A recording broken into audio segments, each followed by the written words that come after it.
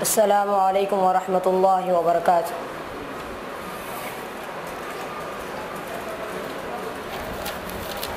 اعوذ باللہ من الشیطان الرجیم،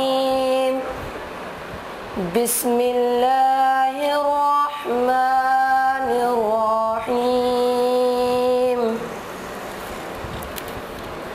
الحمد للہ رب العالمین، الرحمن الرحیم،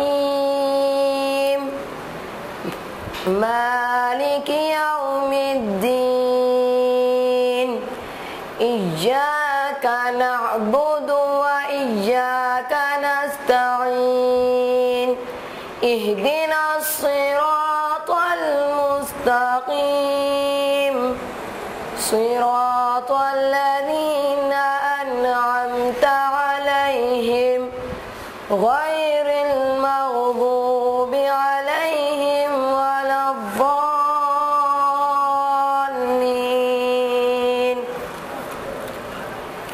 شروع کرتا ہوں اللہ تعالیٰ کے نام کے ساتھ جو بڑا مہربان نہایت رحم والا ہے۔ تمام تعریف اللہ تعالیٰ کے لیے ہے جو سارے کائنات کا مالک ہے، جو بڑا مہربان نہایت رحم والا ہے، قیامت کے دن کا مالک ہے۔ اے اللہ، ہم صرف تیری عبادت کرتے ہیں اور تجھی سے مدد مانگتے ہیں۔ ہم کو سیدھا راستہ چلا ان لوگوں کا راستہ جن پر تیرا انعام فرمایا ہے، نہ کہ ان لوگوں کا راستہ جن پر تیرا غضب نازل ہوا اور جو بھٹکے ہوئے۔ السلام علیکم۔ السلام علیکم ورحمۃ اللہ وبرکاتہ۔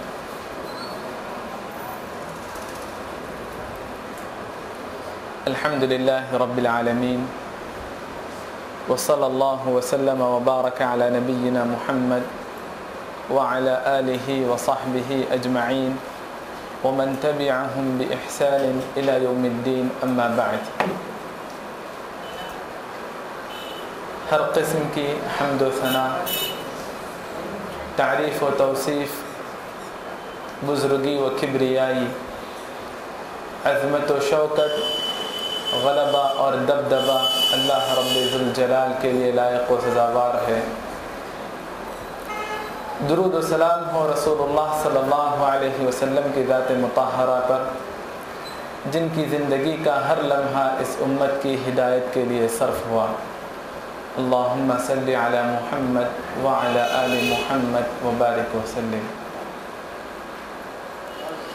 ہم اللہ تعالیٰ کی حمد و ثنا بیان کرتے ہیں، اسی کی ذات پر ہمارا ایمان و یقین ہے، عبادت بھی اسی کی کرتے ہیں، مدد بھی اسی سے مانگتے ہیں، اسی پر ہمارا توکل اور بھروسہ ہوتا ہے۔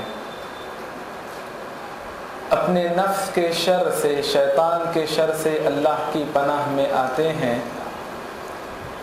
جسے اللہ تبارک و تعالی ہدایت دے دے اسے کوئی گمراہ نہیں کر سکتا، جسے وہ گمراہ کر دے اسے کوئی ہدایت دے نہیں سکتا۔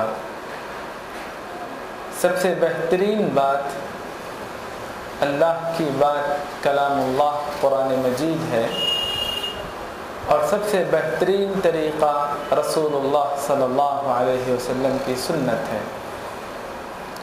سب سے بدترین کام دین مکمل ہو جانے کے بعد دین میں نیا کام ہے، اور دین میں ہر نیا کام بدعت ہے، اور ہر بدعت گمراہی ہے، اور ہر گمراہی جہنم کی آگ میں لے جانے والی ہے۔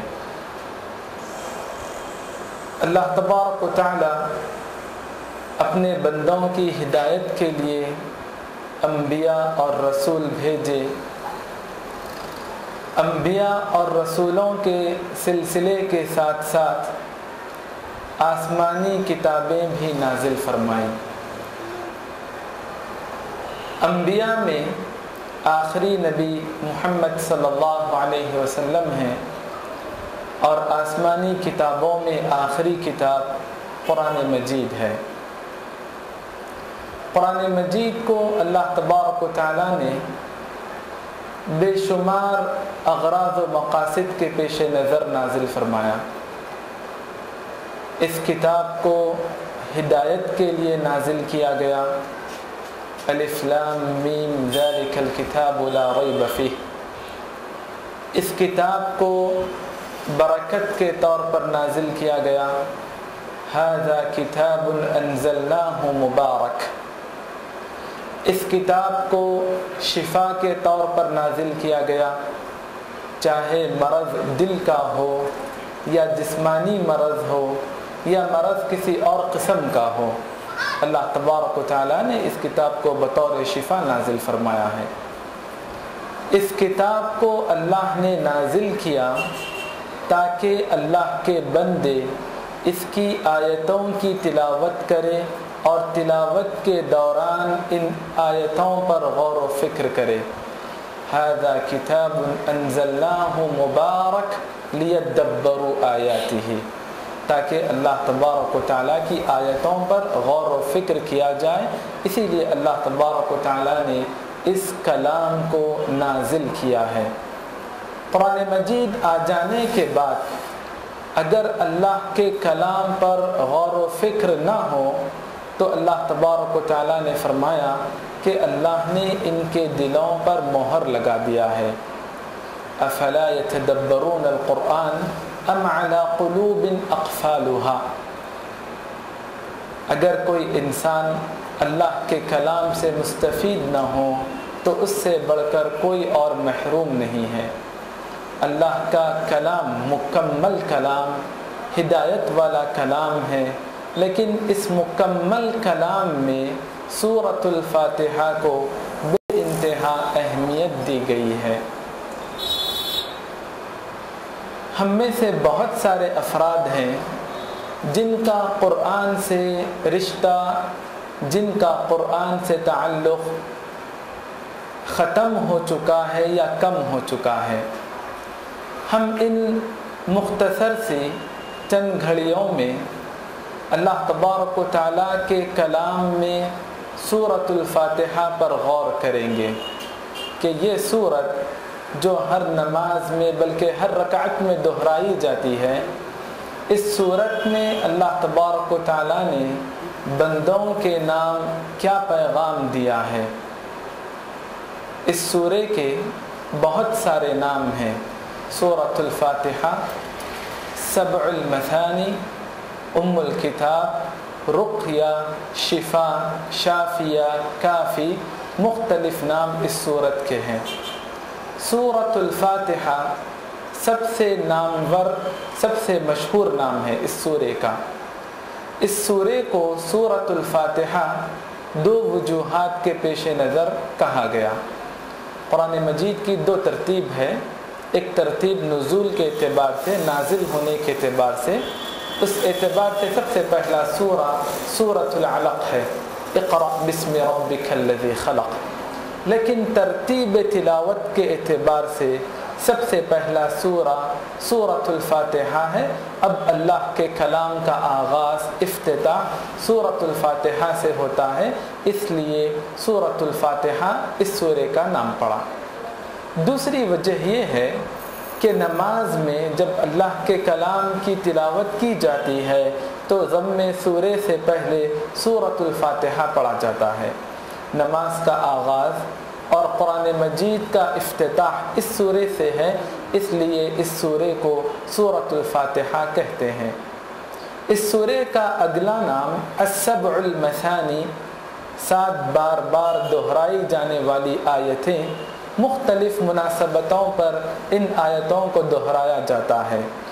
شفا مقصود ہو، دم کرنا ہو تو ان آیتوں کو دہرایا جاتا ہے۔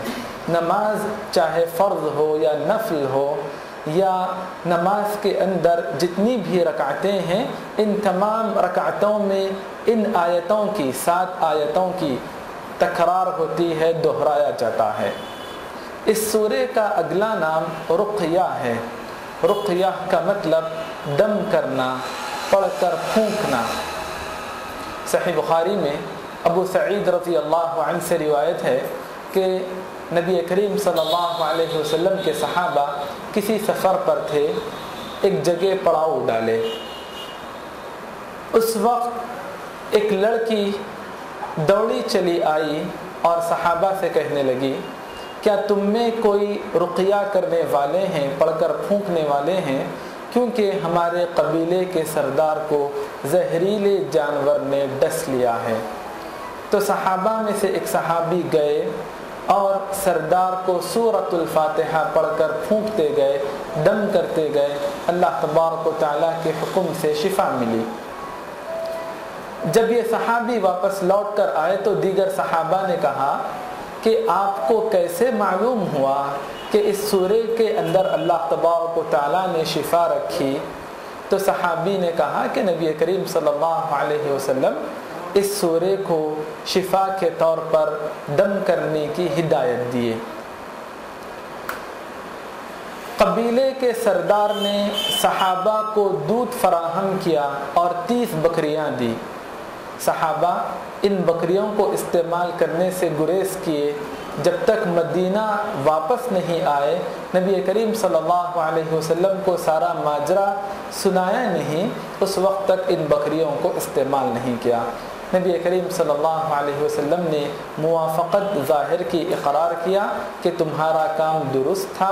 क़ुरआन की तिलावत के बाद कुछ अज्र लेने में कोई मुज़ायक़ा नहीं, बल्कि फरमाया इन्ना खैरा मत्तख़ज़्तुम अलैहि अज्रन किताबुल्लाह, सबसे बेहतरीन मुआवज़े का सबब अल्लाह का कलाम है। फिर नबी करीम सल्लल्लाहु अलैहि वसल्लम इन बकरियों में से अपना हिस्सा मुक़र्रर किए। इस हदीस से बतलाना ये मकसूद है कि जहाँ इस सूरे को सूरतुल फातिहा कहा गया, सबए मसानी कहा गया, वहीं पर इस हदीस की वजह से इस सूरे का नाम रुक़या पड़ा। इस सूरे को उम्मुल किताब भी कहा जाता है, यानी मुकम्मल क़ुरआन का निचोड़, मुकम्मल क़ुरआन का खुलासा और मुकम्मल क़ुरआन की बुनियाद और असास सूरतुल फातिहा को करार दी गई है। अल्लाह तबारक व तआला ने इस सूरे में बंदे के लिए बेशुमार बातें मुकर्रर की, बतलाई, क्योंकि इस सूरे की अहमियत और अज़मत नबी करीम सल्लल्लाहु अलैहि वसल्लम सहाबा को मुख्तलिफ अंदाज से बयान किए, बतलाए। मिसाल के तौर पर सही बुखारी में अबू सईद रज़ी अल्लाहु अन्हु से रिवायत है कि इस सूरे को, सूरतुल फातिहा को कहा गया अअज़म सूरा फिल क़ुरआन, क़ुरान मजीद में सबसे अज़मत वाला सूरा सूरतुल फातिहा है। इस सूरे के मुताल्लिक़ मुवत्ता इमाम मालिक की सही दरजे की रिवायत है। अबू सईद रज़ी अल्लाहु अन्हु से मरवी के कहा इस सूरे के बारे में, सूरतुन मा उन्ज़िला फिल क़ुरआन मा उन्ज़िला फित तौराती वला फिल इंजीली वला फिल क़ुरआनी मिस्लुहा। सूरे फातिहा ऐसा सूरा है, साबिक़ा आसमानी किताबों में, चाहे वो तौरात की शक्ल में हो या इंजील की शक्ल में हो या मौजूदा अल्लाह का कलाम, कुरान मजीद में भी सूरतुल फातिहा की तरह कोई और सूरा नाजिल नहीं किया गया। नबी करीम सल्लल्लाहु अलैहि वसल्लम इस सूरे को, सूरतुल फातिहा को अख़यर सूरा फिल क़ुरआन, मुस्नद अहमद में सही दरजे की रिवायत है कि क़ुरआन का सबसे बेहतरीन सूरा, क़ुरआन का सबसे खैर वाला सूरा सूरतुल फातिहा है। सही मुस्लिम में अब्दुल्लाह इब्न अब्बास रज़ी अल्लाहु अन्हुमा से रिवायत है कि रसूलुल्लाह सल्लल्लाहु अलैहि वसल्लम के पास जिब्रील अलैहिस्सलाम थे। अचानक ऊपर से किसी चीज़ के टूटने की आवाज़ आई। जिब्रील अलैहिस्सलाम ऊपर देखे और देखकर नबी करीम सल्लल्लाहु अलैहि वसल्लम से फरमाने लगे कि आसमान का दरवाज़ा खोला गया है और ये दरवाज़ा आज से पहले कभी नहीं खोला गया। इस दरवाज़े से एक फ़रिश्ता उतरा और नबी करीम सल्लल्लाहु अलैहि वसल्लम के पास आया और आकर कहने लगा, अबशिर बिनूरैन, ऐ मोहम्मद मैं तुम्हें दो नूर की खुशखबरी दे रहा हूँ, बशारत सुना रहा हूँ, लिहाजा आप खुश हो जाइए। वो दो नूर कौन से हैं? बल्कि कहा ये दो नूर आपसे पहले किसी को नहीं दिए गए। सूरतुल फातिहा एक नूर है और सूरतुल बकरा की आखिरी आयतें भी एक नूर है। तो मुकम्मल अल्लाह के कलाम को जिब्रील अलैहिस्सलाम लेकर नाजिल हुए, लेकिन इस कलाम को सूरतुल फातिहा के लिए एक ख़ास दरवाज़ा खोला गया आसमान का, जो इससे पहले कभी नहीं खोला गया था, और मखसूस फरिश्ते से सूरतुल फातिहा को अल्लाह तबारक व तआला नाजिल फरमाए हैं। सूरतुल फातिहा की फ़िक़ही हैसियत भी है।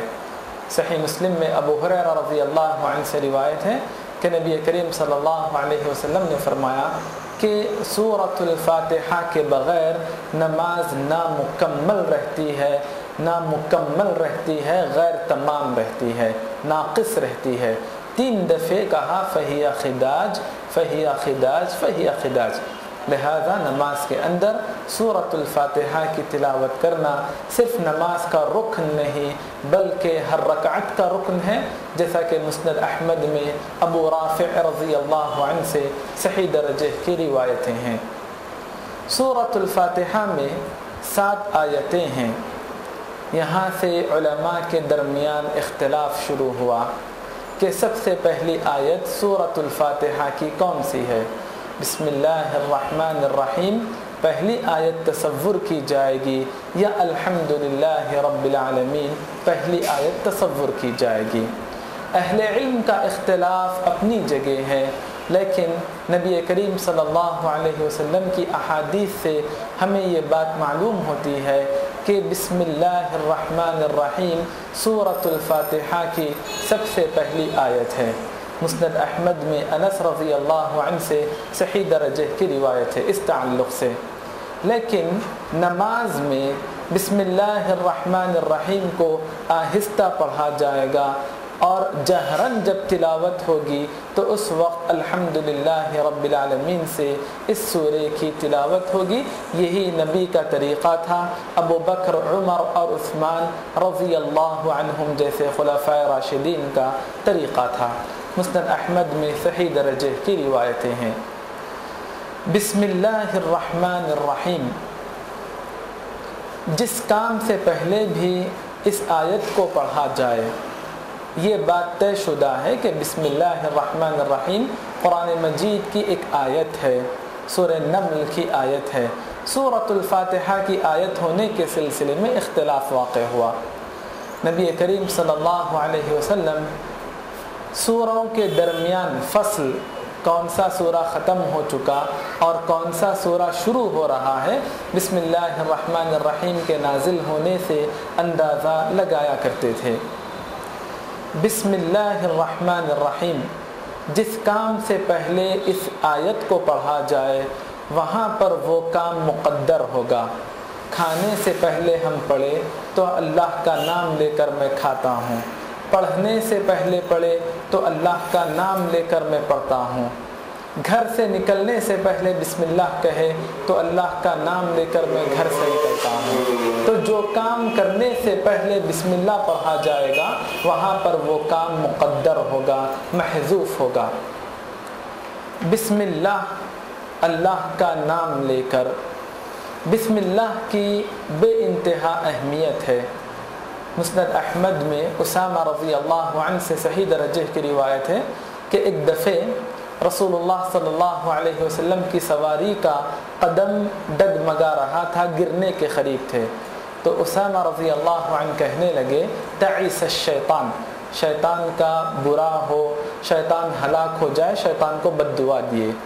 तो फरमाया कि ए उसामा तुम ऐसा मत कहो शैतान का बुरा हो, यानी गिरने के वक्त या मजबूरी के वक्त, परेशानी के आलम में ये कलिमात मत कहो। अगर तुम ऐसा कहोगे तो शैतान कहता है कि मैं अपनी क़ुव्वत से उसे पछाड़ दिया, बल्कि गिरते वक्त तुम क्या कहो, बिस्मिल्लाह कहो।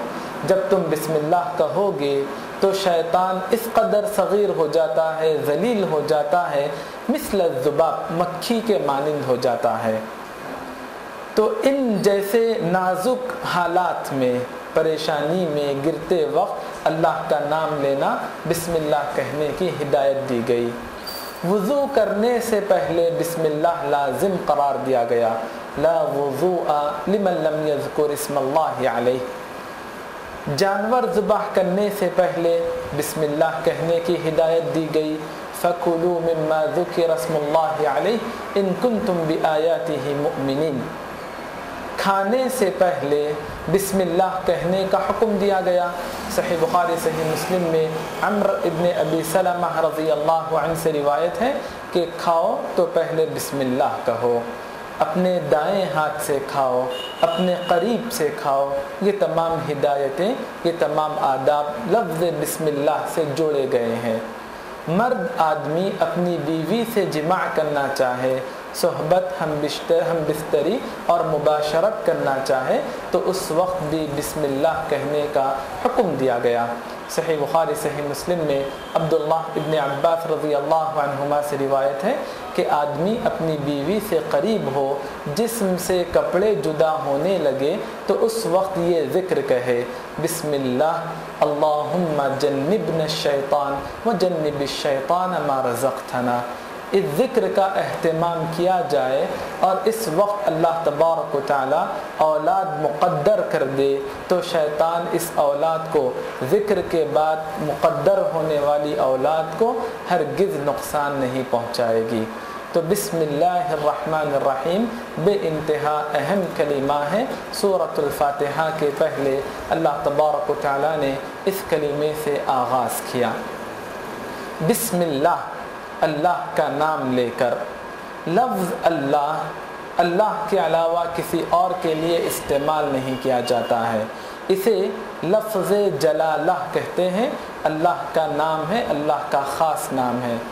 اللہ الوہیت سے بنا جس کا معنی عبودیت کا ہے، یعنی اللہ تبارک و تعالی ایسی ذات ہے جس کی تمام مخلوقات بندگی کرتی ہے، جس کی تمام مخلوقات الوہیت اور عبودیت کا اقرار کر چکی، ذو الالوہیت والعبودیت علی خلقہ اجمعین۔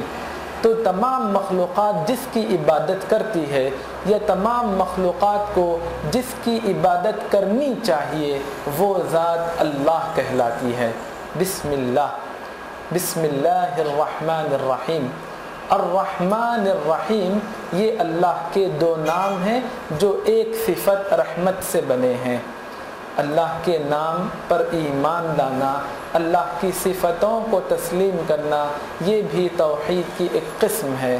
اللہ کے ناموں میں تبدیلی کیے بغیر، الفاظ میں تبدیلی کیے بغیر، معنی میں تحریف کیے بغیر، ان کی کیفیت مقرر کیے بغیر، ان تمام چیزوں سے بچتے ہوئے اللہ کے نام اور اللہ کی صفتوں پر ایمان لانا چاہیے۔ رحمت ایک صفت ہے، اس صفت سے دو نام بنے، رحمان اور رحیم۔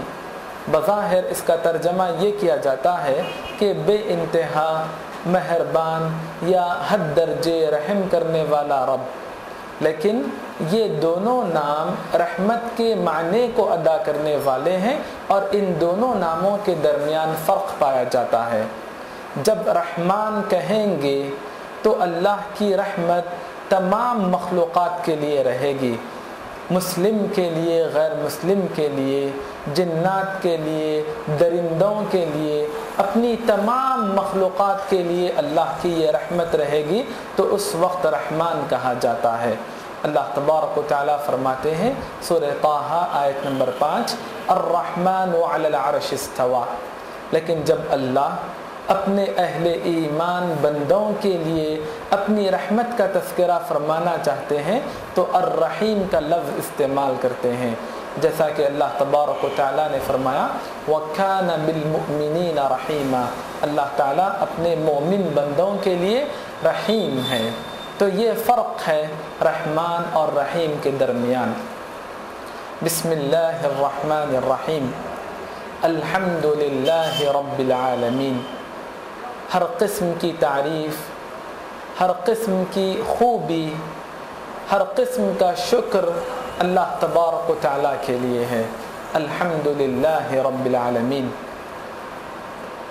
جامع الترمذی میں صحیح درجے کی روایت ہے کہ نبی کریم صلی اللہ علیہ وسلم نے فرمایا अफ़ज़लुज़्ज़िक्रि ला इलाहा इल्लल्लाह, सबसे बेहतरीन अल्लाह की याद, सबसे बेहतरीन अल्लाह का ज़िक्र ला इलाहा इल्लल्लाह है।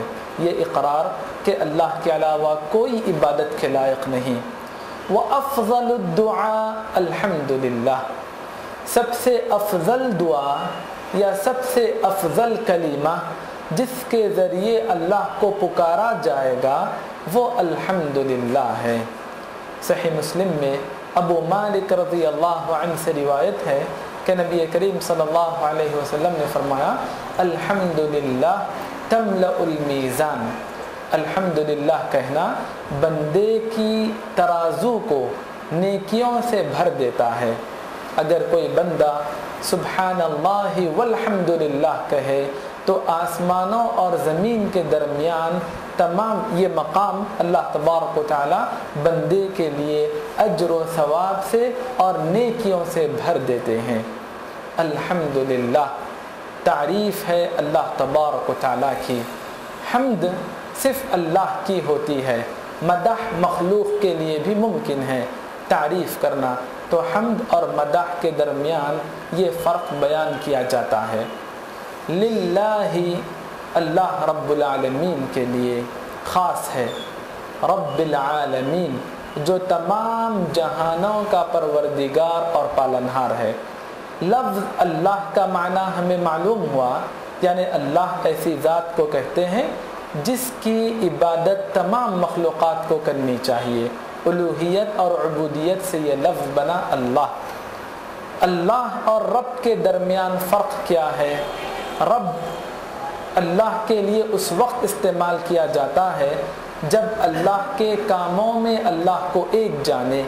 अल्लाह के काम मुख्तलिफ है, पैदा करना, रोज़ी रोटी देना, कायनात का निज़ाम चलाना, शिफा देना, मौत व हयात देना, ये तमाम अल्लाह के काम हैं। इन कामों में अल्लाह को एक जानना या ये काम करने वाली ज़ात रब कहलाती है। तो रब और अल्लाह के दरमियान ये फ़र्क है। रब्बिल आलमीन, तमाम जहानों का परवरदिगार। तमाम जहानों से क्या मुराद है? हर जिन्स का, हर मखलूक का एक आलम होता है। इंसान का एक आलम है, उसकी अपनी दुनिया है। जिन्नात का एक आलम है, परिंदों का एक आलम है, हैवानात का एक आलम है। तो जितने भी मखलूक़ात हैं, जितने भी जहां हैं, इन तमाम जहानों का परवरदिगार अल्लाह तबारक व तआला है, रब्बिल आलमीन। आलमों का और एक मफ़हूम ये है, जैसे आलम अरवाह, आलम वजूद, आलम बरज़ख, इन तमाम आलमों में भी अल्लाह तबारक व तआला की रुबूबियत है। गोया ये कलीमा या ये आयत अल्लाह की अज़मत को, अल्लाह के जबरूत को, अल्लाह की कुदरत को और अल्लाह के कहर को बयान करने वाली आयत है। अल्हम्दुलिल्लाहि रब्बिल आलमीन, ऐ अल्लाह के बंदो तुम उस रब की तारीफ़ बयान करो, ज़बान से, सुलूक से, नेमतों की कदरदानी करते हुए इन तमाम वसाइल के ज़रिए उस रब की तारीफ़ बयान करो जो तमाम जहानों का पालनहार और परवरदिगार है, रब है। अर्रहमान अर्रहीम, अल्लाह तबारक व तआला क़ुरआन के अंदर दो उसलूब इख्तियार किए, शौक़ के ज़रिए समझाने का और खौफ के ज़रिए समझाने का। जब इस आयत से अल्लाह की कुदरत और अल्लाह का खौफ हमें महसूस हुआ रब्बुल आलमीन के लफ्ज़ से, तो कोई ये ना समझे कि रब सिर्फ़ क़हार है या जब्बार है या मुक़्तदिर है या अज़ीज़ है, ज़ुन्तिक़ाम है। सिर्फ़ अल्लाह की यही सिफ़तें नहीं, बल्कि अल्लाह तबारक व तआला रहमान और रहीम है। अपनी रहमत को एक नाम से नहीं बल्कि एक से ज़ायद नाम से अल्लाह ने साबित किया। सही मुस्लिम में अबू हुरैरा रज़ी अल्लाह अन्हु से रिवायत है कि नबी करीम सल्लल्लाहु अलैहि वसल्लम ने फरमाया, अगर किसी मोमिन को अल्लाह के अज़ाब का सही अंदाज़ा हो जाए, अगर किसी मोमिन को अल्लाह के अज़ाब का सही अंदाज़ा हो जाए तो अल्लाह के अज़ाब से, जहन्नम की आग से कभी भी बेखौफ नहीं रहेगा।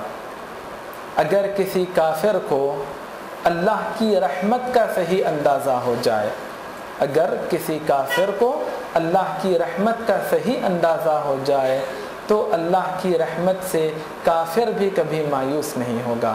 تو اس قدر اللہ اپنے اندر رحمت بھی رکھنے والے ہیں، اور اس قدر اللہ اپنے اندر عظمت، قدرت اور جلال رکھنے والے ہیں۔ الحمدللہ رب العالمین الرحمن الرحیم۔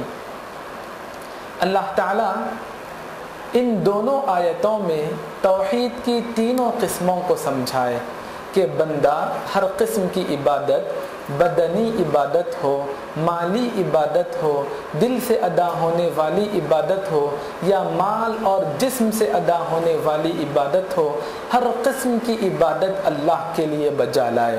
توحید الوہیت، الحمدللہ۔ بندہ اللہ کے کاموں میں اللہ کو ایک جانے، مخلوق کا عمل دخل اللہ کے کاموں میں نہ سمجھے۔ توحید ربوبیت، الحمدللہ رب العالمین۔ اللہ کے توحید کی تیسری قسم اللہ کے نام اور صفات پر ایمان لانا، اس کا بھی اللہ نے تذکرہ کر دیا۔ الرحمن الرحیم، گویا قرآن کی ایسی صورت جو بار بار دہرائی جاتی ہے، اس صورت میں اللہ تبارک و تعالیٰ نے توحید کے تینوں قسموں کو سمجھایا ہے۔ اور ترتیب تلاوت کے اعتبار سے سب سے آخری سورہ سورۃ الناس ہے۔ اس سورے میں بھی اللہ تبارک و تعالیٰ نے توحید کی تینوں قسموں کا تذکرہ کیا۔ قل اعوذ برب الناس، اپنی ربوبیت کا، ملک الناس، اپنے اسماء و صفات کا، الہ الناس، اپنی الوہیت کا۔ تو قرآن کے آغاز میں، قرآن کے اختتام میں اللہ تبارک و تعالیٰ توحید کا درس دیتے ہیں۔ الحمدللہ رب العالمین الرحمن الرحیم مالک یوم الدین، روز جزا کا مالک، حساب و کتاب کے دن کا مالک، قیامت کے دن کا مالک۔ اللہ تعالیٰ ہر چیز کا مالک ہے، لیکن روز جزا کا مالک کیوں کہا اپنے لیے؟ ہر چیز کا مالک اللہ ہے، رب العالمین، تمام جہانوں کا رب اللہ تبارک و تعالیٰ ہے۔ خاص طور پر روز جزا کا مالک اس لیے کہا کہ دنیا میں اللہ اپنی مخلوق کو ناقص اور عارضی حدود میں ملکیت عطا کیے، بادشاہت عطا کیے۔ تو آدمی، انسان ظلم اور زیادتی پر اتر آتا ہے، دنیا میں اپنے آپ کو بادشاہ کہتا ہے، بلکہ بعض نے تو اپنے آپ کو شہنشاہ تک کہا۔ لیکن قیامت کا دن ایسا ہوگا، وہاں پر کسی مخلوق کو عارضی اور وقتی محدود بادشاہت بھی نہیں دی جائے گی۔ فرشتے جو گناہ نہ کرنے والی مخلوق ہے، ان کا یہ عالم ہوگا۔ اللہ تعالیٰ فرماتے ہیں قیامت کے دن کے متعلق، یوم یقوم الروح والملائکۃ صفا، فرشتے اور جبریل علیہ السلام صف باندھ کر کھڑے ہوں گے قیامت کے دن۔ کیسے؟ شور و شرابہ کرتے ہوئے نہیں، لا یتکلمون، ان کے درمیان گفتگو ہی نہیں ہوگی، خاموش کھڑے ہوں گے۔ الا من اذن له الرحمن وقال صوابا، کسی کے اندر بات چیت کی، لب کشائی کی جرأت اور جسارت نہیں ہوگی۔ ہاں، اگر اللہ جسے اجازت دے تو وہ بات کرے گا، لیکن وہ بھی غلط بیانی سے کام نہیں لے گا، وہ ظلم اور زیادتی کی بات نہیں کرے گا، بلکہ وقال صوابا، درست بات کہے گا، حق کی بات کہے گا، انصاف کی بات کہے گا۔ تو فرشتوں کا یہ عالم ہوگا، وہاں پر صرف اللہ کی بادشاہت ہوگی۔ اسی لیے اللہ نے اپنے لیے یہ تعبیر استعمال کی، مالک یوم الدین۔ انسان کے لیے مالک کا لفظ مناسب نہیں ہے، کیونکہ صحیح بخاری صحیح مسلم میں ابو ہریرہ رضی اللہ عنہ سے روایت ہے، اللہ کے نبی صلی اللہ علیہ وسلم نے فرمایا، لا مالک الا اللہ، اللہ کے علاوہ کوئی حقیقی مالک نہیں، بلکہ اللہ کے یہاں سب سے بدترین نام وہ ہے جو آدمی اپنے آپ کو ملک الاملاک، بادشاہوں کا بادشاہ یعنی شہنشاہ کہلانے لگتا ہے۔ مالک یوم الدین، ایاک نعبد و ایاک نستعین، ہم تیری ہی عبادت کرتے ہیں اور تجھ ہی سے مدد طلب کرتے ہیں۔ درس کے ابتدا میں کہا گیا کہ سورۃ الفاتحہ کو ام الکتاب کہا جاتا ہے، یعنی اللہ کے کلام کا خلاصہ، نچوڑ، بنیاد، اساس سورۃ الفاتحہ۔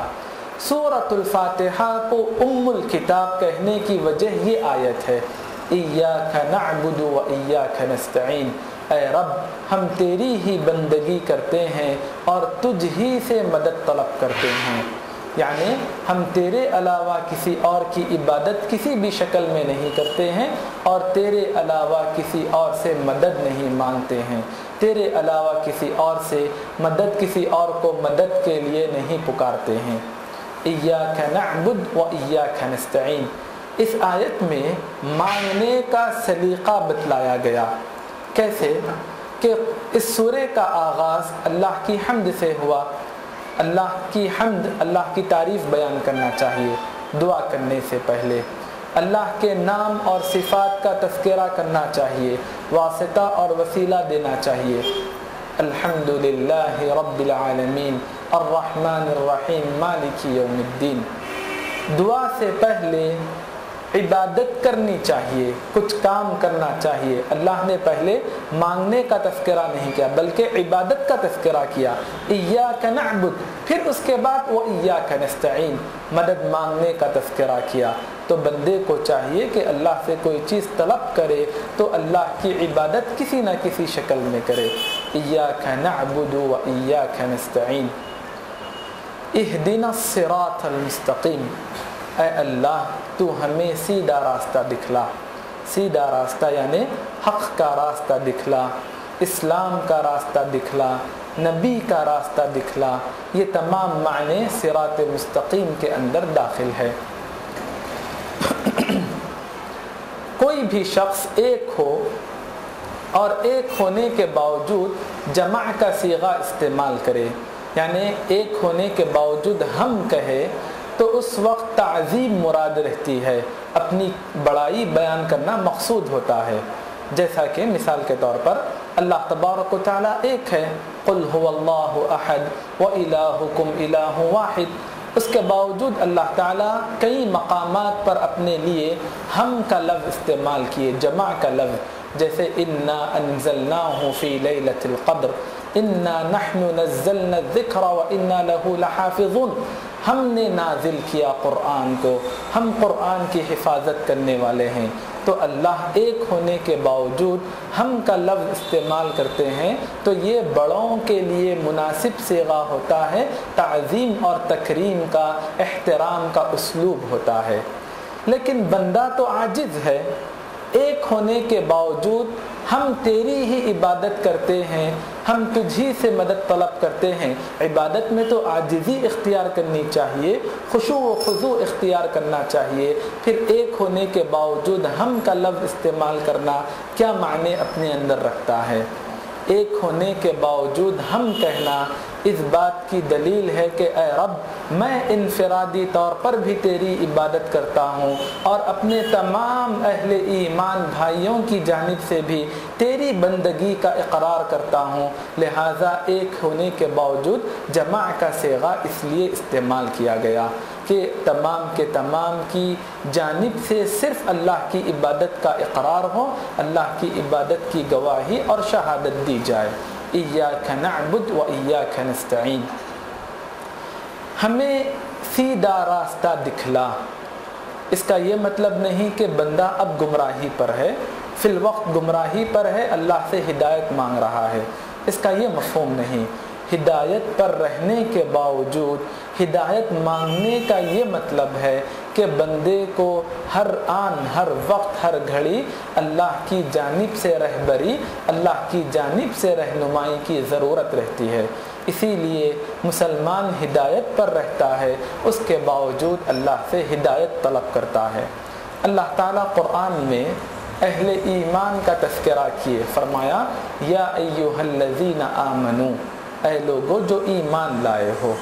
ایمان کو ثابت کیا، ثابت کرنے کے بعد فرمایا آمینو باللہ ورسولہ، تم مومن ہو، پھر اس کے باوجود اللہ اور اس کے رسول پر ایمان لاؤ، ایمان کے باوجود ایمان لانے کی ہدایت دینا یا ہدایت پر رہنے کے باوجود ہدایت طلب کرنے کا سلیقہ بتلانا، یہ اس بات کی دلیل ہے کہ اے اللہ تو ہمیں ایمان اور ہدایت پر ثابت قدم رکھ، اے اللہ تو ہمیں ہدایت اور ایمان پر دائمی شکل میں رکھ، ہمیشہ اس پر برقرار رکھ، اے اللہ تو ہماری ہدایت اور ہمارے ایمان میں اضافہ فرما، ہمارے ایمان اور ہماری ہدایت کو مضبوط اور مستحکم فرما۔ ہدایت پر رہنے کے باوجود ہدایت مانگنے کا یہ مطلب ہے۔ اہدنا الصراط المستقیم، قرآن میں ہدایت کئی معنوں میں استعمال ہوا۔ ہدایت کا ایک معنی یہ ہے کسی کو راستہ بتلا دینا۔ نبی کریم صلی اللہ علیہ وسلم کے لیے اللہ تبارک و تعالیٰ نے فرمایا انک لتہدی الی صراط مستقیم، اے نبی آپ یقیناً سیدھے راستے کی طرف ہدایت دیتے ہیں، لوگوں کو رہبری کرتے ہیں، رہنمائی کرتے ہیں، سیدھا راستہ بتلاتے ہیں۔ ہدایت کا اور ایک معنی یہ ہے کسی کو منزل تک لے جا کر چھوڑنا، راستہ بتلانے کے بجائے منزل تک پہنچا دینا، یہ توفیق کی ہدایت ہے۔ یہ ہدایت صرف اللہ کے ہاتھ میں ہے، اللہ کے علاوہ کسی اور کے ہاتھ میں نہیں۔ نبی کریم صلی اللہ علیہ وسلم سے فرمایا گیا انک لا تہدی من احببت، اے نبی آپ جسے چاہیں ہدایت، توفیق کی ہدایت نہیں دے سکتے، آپ کا کام وما علیک الا البلاغ، بات پہنچا دینا ہے، راستہ بتلا دینا ہے۔ تو اہدنا الصراط المستقیم، یہ ہدایت کی دو شکلیں ہیں۔ صراط الذین انعمت علیہم غیر المغضوب علیہم ولا الضالین، اے اللہ تو ہمیں ان لوگوں کا راستہ بتلا جن پر تیری نعمتیں نازل ہوئی، جن پر تو رحم فرمایا، جن پر تو کرم فرما ہوا، جن پر تو اپنے انعامات نازل کیا، ان لوگوں کا تو راستہ بتلا۔ اللہ کا کرم، اللہ کا رحم کن لوگوں پر ہوا؟ من النبیین والصدیقین والشہداء والصالحین، اللہ کے انبیاء پر ہوا، اللہ کے نیک صالحین اولیاء پر ہوا، اللہ کی راہ میں جانفشانی کرنے والوں پر ہوا، اور اللہ کے کلام کو، نبی کو سچا جاننے والوں پر ہوا۔ ان لوگوں کا تو راستہ ہمیں بتلا۔ غیر المغضوب علیہم، جن پر تیرا غضب نازل ہوا، جن پر تو غصہ ہوا، ان لوگوں کے راستے سے محفوظ رکھ۔ کن پر اللہ کا غضب نازل ہوا؟ من لعنہ اللہ وغضب علیہ، یہود پر اللہ کا غضب نازل ہوا۔ کون لوگ گمراہ ہوئے؟